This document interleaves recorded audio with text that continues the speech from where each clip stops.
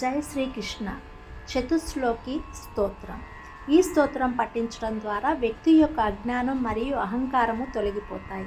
నిత్యం 9 సార్లు ఈ స్తోత్ర పఠనం చేసినా ఇది చిన్న శ్లోకమైన అమోఘ ఫలితాన్ని పొందవచ్చు అని శాస్త్రం చెప్తుంది. స్తోత్రం.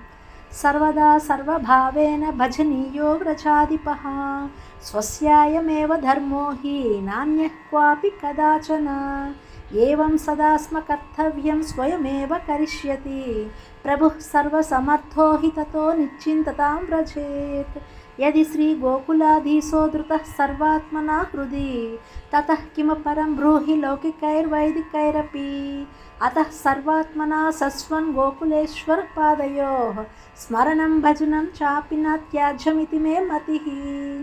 ఇది శ్రీమద్వల్లభాచార్య విరచితం చతుశ్లోకి స్తోత్రం సంపూర్ణం.